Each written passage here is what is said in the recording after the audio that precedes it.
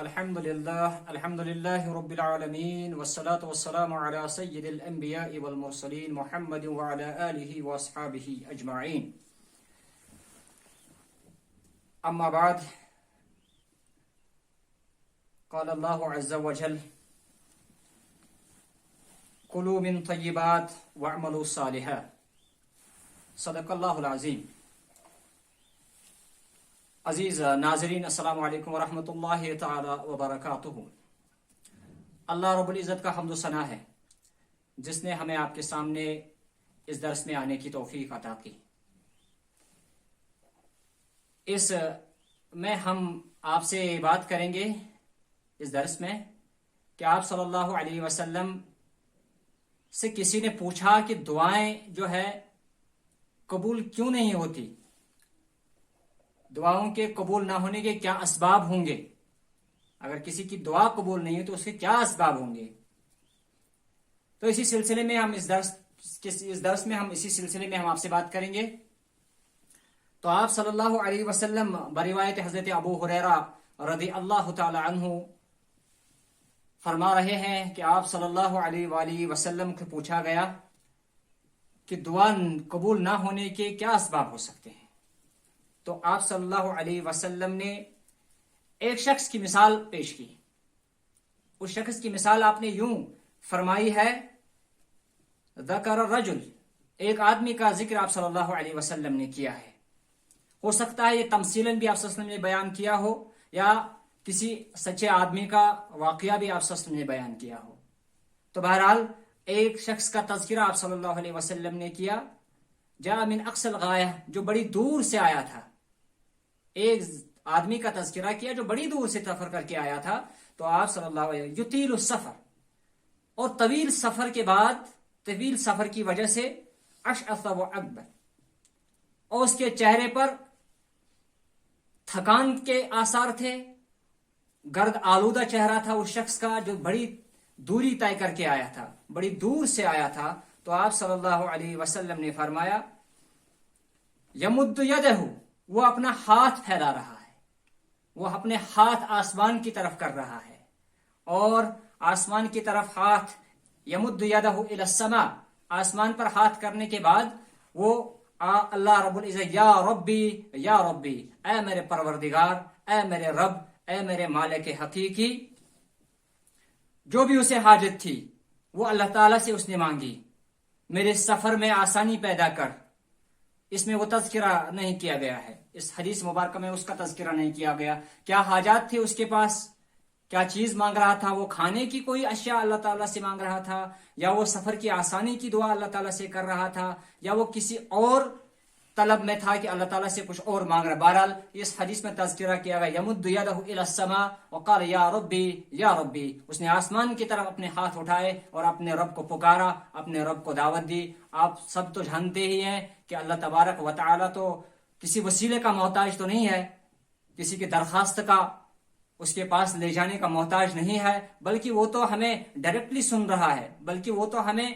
سن رہا ہے. ہم جہاں سے بھی اسے بلائیں گے وہ سنتا ہے، کیونکہ رب العزت کہہ رہے ہیں: ادعونی استجب لکم،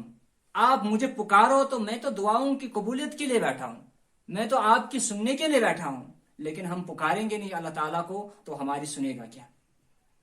تو پھر یہ شخص کہہ رہا ہے: یا ربی یا ربی. تو آپ صلی اللہ علیہ وسلم فرمایا: وَمَطْعَمُهُ حَرَامٌ، یہ شخص اللہ کو پکار تو رہا ہے لیکن اس کا کھانا جو ہے وہ حرام کا ہے، یعنی جو اس نے کھایا اب تک وہ حرام کا ہے. وَمَشْرَبُهُ حرام، اس کا پینا بھی حرام ہے، اس نے جو آج تک پیا وہ بھی حرام کا ہے. وَمَلْبَسُهُ حرام، اس نے جو کپڑا پہن رکھا ہے، اس نے جو لباس پہن رکھا ہے وہ بھی حرام کا ہے. وَغَدِيَ بِالْحَرام، اور صبح جو ناشتہ وہ کر کے نکلا ہے، صبح جو اس نے کھایا ہے، وہ جو کھا رہا ہے وہ بھی حرام کا ہے. تو آپ سے نے فرمایا: فَأَنَّى يُسْتَجَابُ لَهُ، آپ سمجھے پھر کیسے اس کی دعا قبول ہو سکتی ہے جبکہ ایک شخص حرام کا کھا رہا ہے، حرام کا پی رہا ہے، حرام کا پہن رہا ہے، صبح حرام کھا کے گھر سے نکلا ہے، شام کو حرام لے کر گھر واپس لوٹا ہے، تو انا یستجاب لذالک، تو اس حالت میں دعا کیسے قبول ہو سکتی ہے؟ تو بزرگوں بھائیوں، یہ دعا تو اسی لیے رد ہوتی ہے کیونکہ ہم سب لوگوں کا کھانا پینا پہننا اور ہم سب کا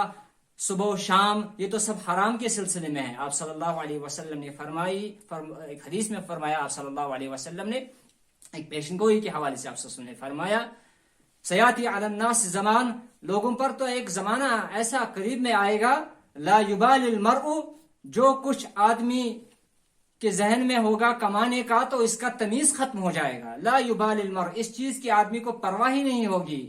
ما اخذ من الحلال ام من الحرام، جو اس نے کمایا ہے وہ حرام کا ہے یا حلال کا ہے، اسے بس پیسہ ملنا چاہیے، اسے بس دولت کے انبار چاہیے، چاہے وہ حلال کے ہوں چاہے وہ حرام کے ہوں۔ اسی طرح ہمارے بچوں کی جو پرورشیں ہوتی ہیں، ہمارے اولادوں کی جو پرورشیں ہوتی ہے، وہ سب اسی حرام کی کمائی پہ ہوتی ہے، تو کیسے ان دعاؤں کا استجاب ہوگا، کیسے یہ دعائیں اللہ کے حضور قبول ہوں گی، کیسے ان دعاؤں کا پھل ہم اس دنیا میں دیکھ سکتے ہیں، جبکہ یہ دعائیں تو ہمارے چہروں پہ ماری جاتی ہے، جبکہ یہ دعائیں تو ہمیں واپس لوٹائی جا رہی ہے کہ تمہاری دعائیں تو یہاں آنے کے قابل ہی نہیں ہے، کیونکہ تمہارا کھانا حرام ہے، تمہارا پینا حرام ہے، تمہارا پہننا حرام ہے، تم صبح حرام کر رہے ہو، تم شام کو حرام کھا رہے ہو۔ تو آپ صلی اللہ علیہ وسلم نے پھر فرمایا کہ ایسے لوگوں کی دعائیں تو رد ہی رد ہوتی ہیں، تو انہی میں ہم بھی ہیں بھائیوں، ہم کھاتے حرام ہے، پیتے حرام ہے، سوتے حرام کی حالت میں ہے، اٹھتے حرام کی حالت میں ہے، تو ایسے ہمارے اولادوں کی زندگیاں بھی مستقبل میں تباہ و برباد ہو جائیں گی۔ اور آپ صلی اللہ علیہ وسلم نے گنائے نفس کے لیے آپ صلی اللہ علیہ وسلم نے ایک صحابی سے فرمایا، لأعلمک بکلمات، میں تمہیں کچھ الفاظ سکھانے جا رہا ہوں، کچھ وظیفے، کیونکہ ہم تو اپنے پیر باباؤں سے وظیفے لیتے ہیں، جن بھوت بگانے کے وظیفے تو ہم روز لیتے رہتے ہیں، لیکن وظیفے جو آپ صلی اللہ علیہ وسلم نے امت کو عطا کیے ہیں ان سے تو ہم کوسوں دور ہیں، ان سے تو ہم بہت ہی دور چلے گئے ہیں۔ آپ صلی اللہ علیہ وسلم نے ایک وظیفہ دے دیا، میں اپنے الفاظ کہہ رہا ہوں، وہ وظیفے کے طور پہ آپ صلی اللہ علیہ وسلم نے ایک صحابی کو لأعلمک کلمات، میں تمہیں کچھ الفاظ سکھا رہا ہوں، لو کان علیک مثل جبل صغیر دینا، اگر تمہارے اوپر کوئی پہاڑ سا بھی قرضہ ہوگا، اگر پہاڑ کا قرضہ بھی تمہارے اوپر ہوگا، تو آپ سب نے فرمایا اَدَّهُ اللَّهُ عَنْكَ، اللہ تعالیٰ تمہاری طرف سے اس کو ادا کرے گا، اللہ تعالیٰ تمہارے قرض کو ادا کرے گا۔ آپ سب نے فرمایا قُلْ اللَّهُمَّ اكْفِينِي بِحَلَالِكَ عَنْ حَرَامِكَ، اے اللہ مجھے اپنے حلال کردہ چیزوں پر ہی اکتفا کروا، مجھے اپنے حلال کردہ چیزوں پر ہی رکھ، حرام کی کمائی نہ دے مجھے، حرام کا موقع ہی نہ دے مجھے، حرام سامنے ہی نہ لا میرے۔ لیکن ہم تو کوشش کرتے ہیں کہ کس طرح ہمیں حرام ملے، ہم اسی طرف بھٹکتے ہیں، اسی طرف چلے جاتے ہیں۔ تو آپ صلی اللہ علیہ وسلم نے فرمایا ہے کہ تم رب سے کہو کہ اے اللہ مجھے اپنے حلال کردہ رزق پر ہی اکتفا رکھ، مجھے اسی پر رکھ، مجھے اتنا ہی چاہیے، اپنے حرام کردہ چیزوں کی طرف نہ بھٹکا مجھے، اپنے حرام کردہ چیزوں کی طرف نہ لے جا مجھے۔ اور فرمایا وَأَغْنِنِي بِفَضْلِكَ عَمَّنْ سِوَاكَ، اے اللہ مجھے صرف اپنا ہی محتاج رکھ، اے اللہ مجھے ایسی گناہ عطا کر، مجھے ایسی بے نیازی عطا کر کہ میں صرف تیرا ہی نیاز مند رہوں، میں تمہارا ہی طالب رہوں، میں تمہارا ہی محتاج رہوں، باقی تمام دنیا کے جھوٹے حاجت رواؤں کی اس حاجت روائی سے مجھے آزاد کر، مجھے اپنے ہی حاجت پہ رکھ، مجھے اپنا ہی محتاج بنا۔ تو آپ نے فرمایا اگر کسی کے اوپر کوئی پہاڑ کا بھی قرضہ ہوگا تو عَدَّهُ اللَّهُ عَنْكَ، تو تمہاری طرف سے اللہ تعالیٰ اس کو ادا کرے گا۔ بھائیو مجھے تو یہ حدیث جب میں نے پڑھی تو مجھے یہ یقین ہو گیا کہ آپ صلی اللہ علیہ وسلم نے تو فرمایا، وہ کلمات فرمائے، جب انسان حلال پہ رہے گا تو قرضہ تو ہوگا ہی نہیں، اس کا حرام کی کمائی نہیں ہوگی، اس کے گھر میں پرورشیں حرام ہی نہیں ہوں گی، وہ تو حلال کی زندگی گزارے گا جیسے آپ صلی اللہ علیہ وسلم نے گزارنے کا حکم دیا ہے۔ اقول قولی ھذا واستغفر اللہ لی ولکم ولسائر المسلمین واستغفروہ انہ ھو الغفور الرحیم۔ باقی السلام۔